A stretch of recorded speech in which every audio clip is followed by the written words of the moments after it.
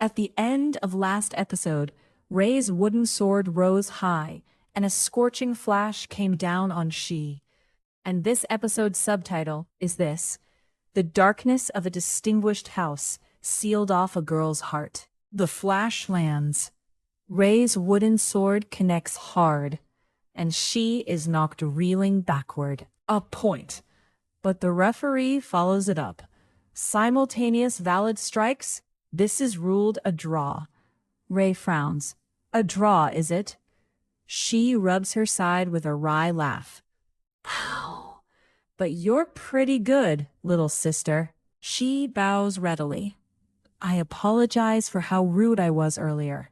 It's been a long time since my blood ran that hot. Thanks. Ray says nothing, only looks at the offered hand. The two shake on it. Astamir laughs from the side. You're both stubborn as anything. Meanwhile, Hiro checks on Lapis. Lapis rubs her face. I landed face first. I was worried it got deformed. Hiro laughs. You're cracking jokes when it hurt that much? Lapis puffs out her cheeks. Hiro, you idiot. I was genuinely worried about you. Then, more quietly, Hiro thanks her. About Ray, thanks for backing her up out there. Lapis answers, flustered. Yeah. Watching the tension in the room ease, Hiro breathes out. His mind is already running. The flag between Ray and she is up. With them staying over tonight, those two are definitely going to get closer. Lapis looks exasperated. You really love pairing girls up, don't you? Yeah, Hiro's an idiot after all. He even shamelessly asks Lapis to film the sleepover for him, offering to grovel on the floor if needed. And then Ray cuts in coldly. Who said I was staying the night? Off to the side, Mua has already changed into assassin's gear and stands waiting, blade in hand. Hiro apologizes quickly. Sorry to keep you waiting. I'll get ready right now. He holds out a hand with a grin. While we're here, how about a handshake to make up? Mua ignores him. Hiro needles her, smiling. Hey now, is that any way to act? I'd quite like to repay you properly for this little mark you left on me. Once they switch out, Lapis warns Hiro. Do you want to get pulverized right now? Don't act tough while hiding behind me. Hiro protests. No. Ray's the one who said it. If you want to win, use me. And besides, we've got Lapis. He says it with total confidence. So I'm counting on you, main tank. This is a guaranteed win. Lapis's eyes go cold. Call me that again and I'll reshape your face with my fist. The card goes up. Second pairing, Mua versus Hiro and Lapis. Lapis draws herself up and declares, I, Lapis Crew La Lumette, am a princess of the temple capital of light. And right now we're teammates. So don't treat me like a shield. Hiro throws up his hands. Fine, I won't say it. I don't want my face reshaped. And Mua has already moved. Wait, the signal hasn't. She doesn't wait for the call. The fight begins. Mua doggedly loops around to strike from behind, and Hiro laughs. You really are committed to attacking from the back, huh? Lapis pivots around him and swings, and Mua hisses, underhanded. Their coordination takes shape, trading offense and defense, each sealing off the other's back. And Mua, whose loyalty runs so deep, can't strike carelessly with Lapis right there in the mix. She calls out from the sideline. Their timing is incredible. Hiro's and Lapis's hands meet in midair. They exchange a look and a smile, perfectly in sync. From the side comes a murmur of admiration. Oh my, this is practically a kind of dance, isn't it? In the flowing exchange, Mua's weapon is knocked clean out of her grip. Hiro. Right. At Lapis's call, Hiro swings an answer. The weapon clatters to the floor, and Mua drops to one knee. Hiro presses the advantage. But Mua's hand has already gone to her waist, drawing a second hidden blade. Lapis blinks. Huh? Rei's expression stiffens too. The counter lands. The referee calls it a point. This round goes to Mua. Afterward, Lapis pounds on Hiro in frustration. Honestly, if that had connected, we'd absolutely have won. Hiro yelps for mercy. Sorry, my foot slipped. Ow, ow, ow. Sorry. I said it hurts. What am I, a drum? Off to the side, Snow offers a towel and notices something wrong with Rei. Lady Rei? Rei is staring into the distance, murmuring to herself. Why? Nightfall. What comes out on the table is steaming hot curry, and Archer gives a thumbs up. Now this is Japanese curry. The taste is beyond reproach too, Mr. Yamada. Hiro laughs. Glad it suits everyone.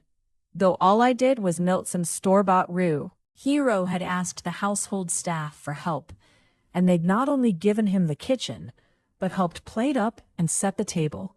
He reflects. Back when I first reincarnated, I was hated to an incredible degree. Snow explains beside him. Ever since the day after that banquet, when you apologized to my fellow maids, the staff's opinion of you improved. Though it only went from negative to 0, still, people do change. And Rei says coldly, how very chummy. Rei turns and leaves, with Snow following. Lapis is baffled. What was that about? Hiro shrugs.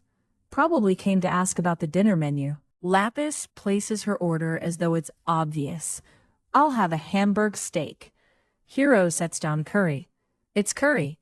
Someone who lost on my own team doesn't get ordering rights. Lapis erupts. What's with that tone? I'm a princess, you know? Hiro thinks quietly. Isn't this distance a little too close? When exactly did I get certified as a friend? Lapis asks suddenly, are you worried about Mua? Hiro brushes it off. She probably just got tired taking on both of us at once. But in the corner? Mua really is sulking. It's fine. That girl loves curry too. Japanese curry is unstoppable. So why is she still in a mood? Then, Lapis lowers her head. I'm sorry, Hiro. The Mikage archers really aren't bad people. They're just overprotective of me. We're the ones who barged in, and yet we've caused you so much trouble. Hiro shakes his head. Don't worry about it. Their hostility is perfectly justified. Honestly, I like them for it. Hiro says it plainly.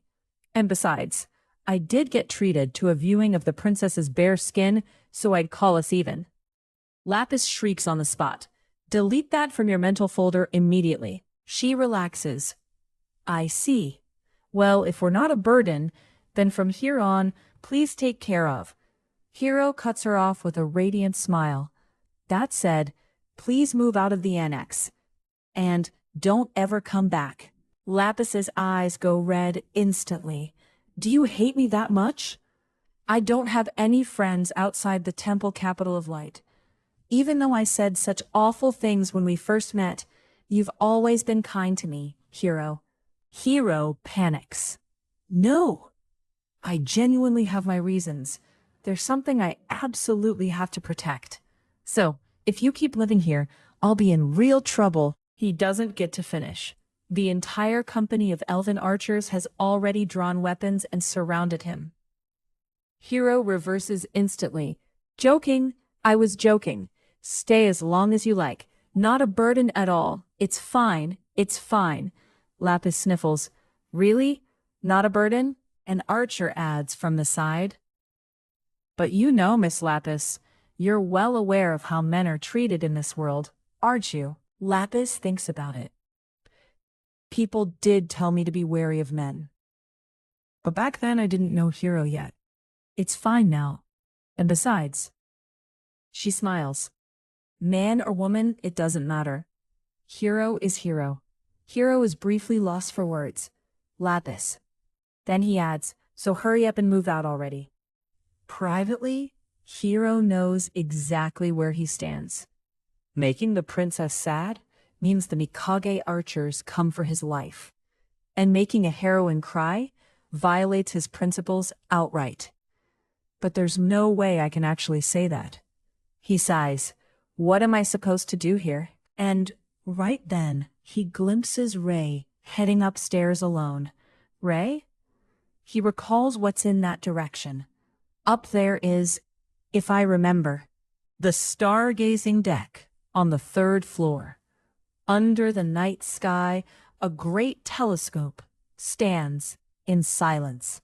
Hero thinks it's the classiest spot in the mansion, though there shouldn't be any event tied to it in the original. Rei doesn't turn around. Is there something you need? You were following me the whole way, she says flatly. If you have business, come on up. Hero stammers. No, I was just... Rei extends a hand. Please. The two sit side by side on the bench. Rei is fresh from the bath, in a yukata, the ends of her hair still damp. Hero looks away, muttering internally. Just out of the bath, huh? Rei speaks up suddenly. You missed on purpose, didn't you? Hero startles. You noticed? Yes. He smiles wryly. He comes clean. In the instant I was about to strike, she made a face like it was the end of the world. If losing meant permitting someone like me to get close to Lapis, if that was her reason, then her devotion to her mistress burns so fiercely, it's genuinely noble. Rei looks blank. Huh? I have no idea what you're talking about. Hero scratches his head. Well, to put it simply, I lost. Then he laughs at himself. Yeah, figured. Ordinary people can't reach this state of mind. Well, one day you'll understand too, Hero says offhandedly. After all, you'll be welcoming a wife you can trust someday. Rei's expression freezes. Trust no one. Her voice is very quiet. Not the adoptive father and mother who poured false love on me. Not the aunts who bought me anything I wanted. Not the great-aunts who forced Rei Sanjo onto me. The girl called Rei Sanjo. The narration lays it bare. From earliest childhood, she was swept into the darkness of House Sanju, used continually before she understood anything at all. Pulled from her relatives to serve as the legitimate heir, she spent her days enduring the main house's instruction, laced with corporal punishment, and the harassment of jealous branch families. And Hero, too, exploited her freely from his position as her older brother. A girl raised in that environment? There is no way she could believe in anyone. You're no different. Rei lifts her head, eyes brimming. I can't believe in you. Hero understands. Hero was Barbage, so being hated is only fair, and it's actually convenient for him. It's just, he thinks. This is a rejection reflex, built up to protect herself, after she gave up on believing. Rei's composure breaks. Family, you say family. Every single one of them, using me. Even though I believed them, again and again and again. Something turns over in Hero's chest. What could possibly have driven her this far?